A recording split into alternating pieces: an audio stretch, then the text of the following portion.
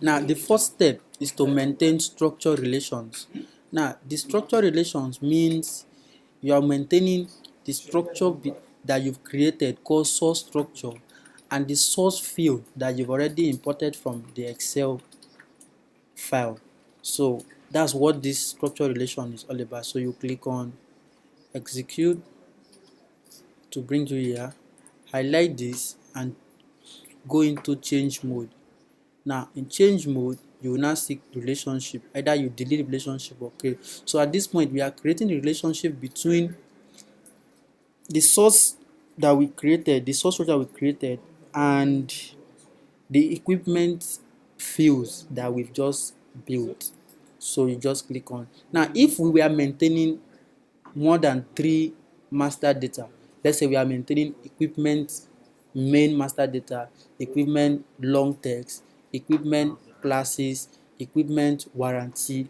So if we are maintaining each of those as a separate file tied to one particular equipment, we will be seeing it the whole year. But since you are maintaining only one, that's why you are seeing only one selected. So to map that, you highlight this and click on create relationship. Now a source structure is already assigned to target structure equipment record 01.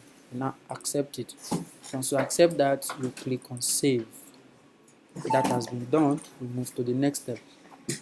In the next step, there is where you maintain field mapping and conversion rules. Now, what this field mapping does is it maps the fields that you have recorded. These are all the fields we've recorded. It maps them to the table itself in SAP. So, to do that, you will go into change mode. So in change mode, you now click on the extra menu and go to auto field mapping. So in the auto field mapping, edit all target field. You are going to leave everything the way they are and just click on accept. That's continue. Now this place is trying to map equipment record EQ number, which is equipment number. Proposal 1 is proposing that this equipment structure equipment number matches this. This is the target and this is the source. So all you have to do, you have to be accepting the proposal for all the fields that you maintain. So acquisition value. This is my acquisition value. So I'm going to accept this for all of them.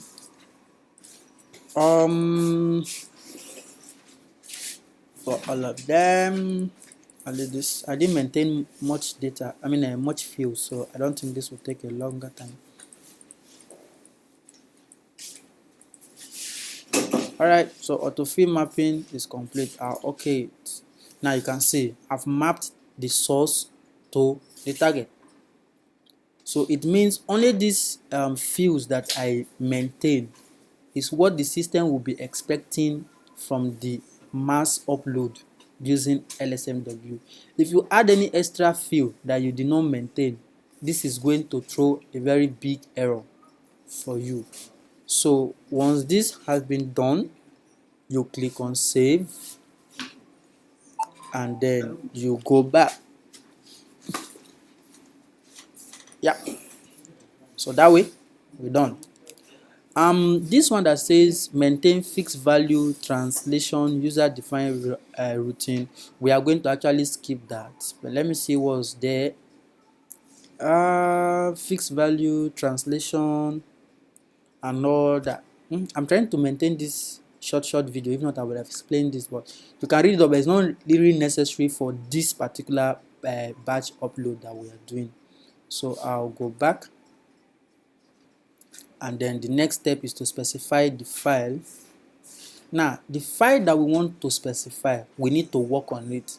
So I'm going to take you back to the Excel file that we created and rework it so that it will be easy for you to upload enough data. That's what they mean by specified file.